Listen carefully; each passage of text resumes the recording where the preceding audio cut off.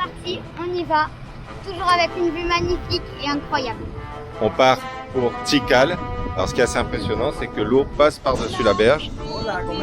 Mais là, je vous avouerai que je suis impatient, mais comme un pou dans la tête à loulou. Je suis comme un fou. On va réaliser un de mes rêves depuis que je suis petit, que je regarde Tintin et les Picaros, que je vois à la couverture avec Tikal et le temple Maya. Je suis sur le point de réaliser un de mes rêves. Je suis comme un fou.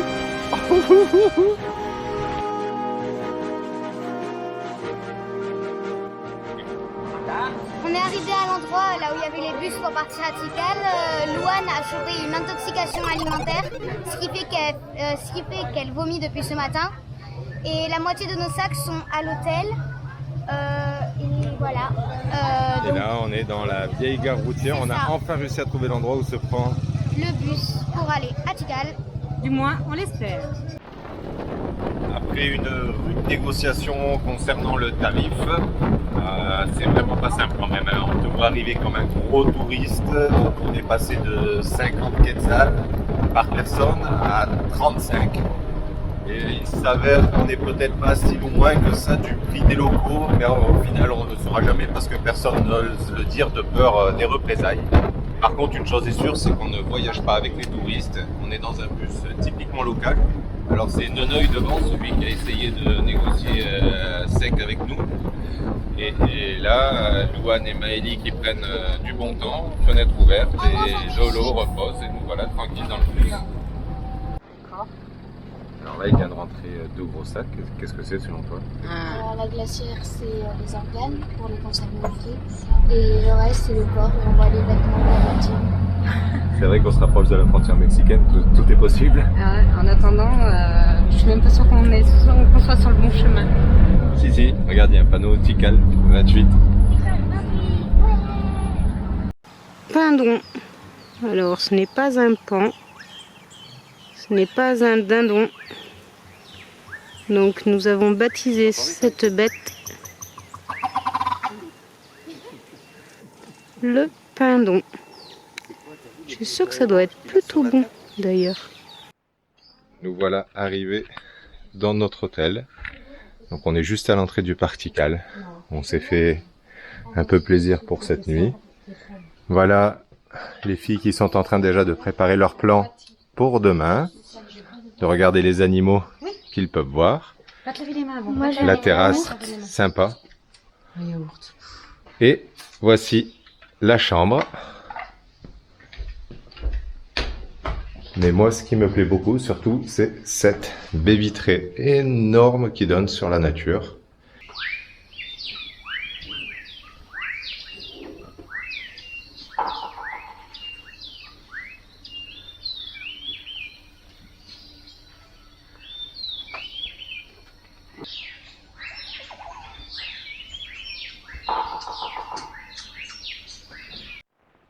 En route vers la grande place de Tikal.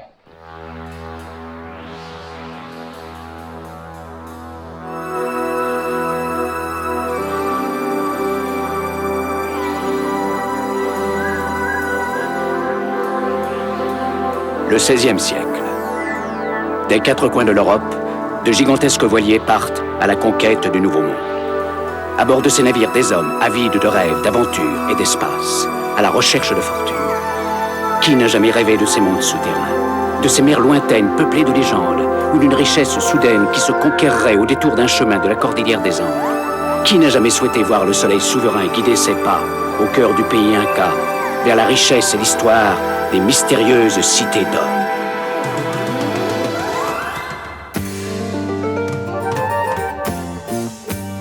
Enfant du soleil, tu parcours la terre, le ciel, cherche ton chemin.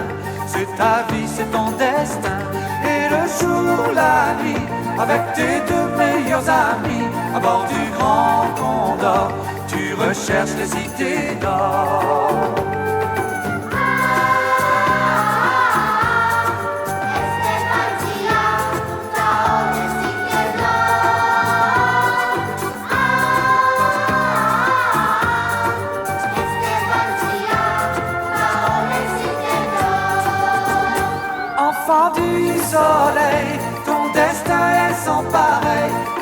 l'aventure t'appelle, n'attends pas et cours vers elle.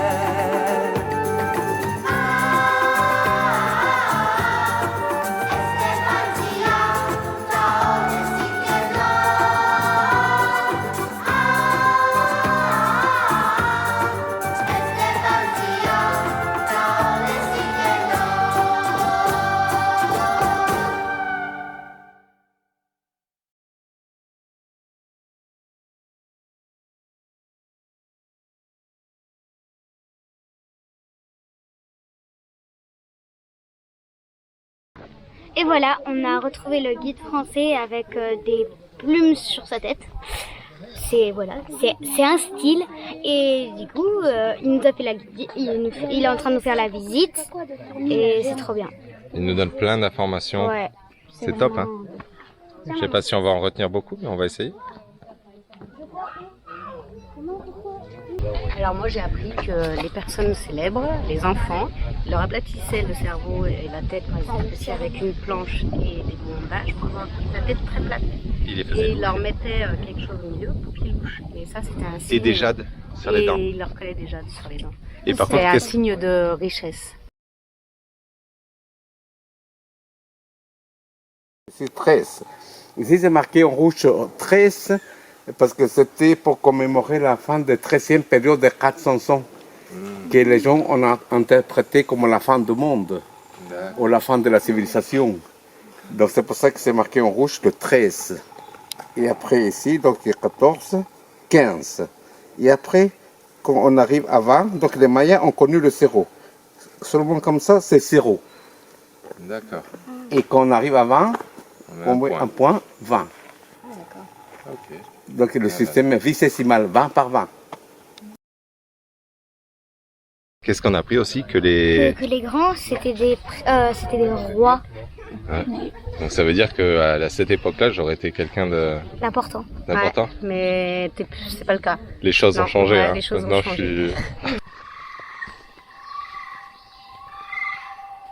Alors ce que l'on entend, ce sont les singes araignées.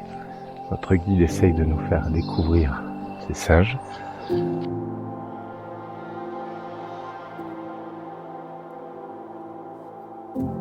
Ce qui est chouette, c'est que pour rejoindre les temples, il nous fait passer dans des chemins où nous ne saurions pas s'aventurer, en pleine jungle, et on entend tous les bruits des animaux.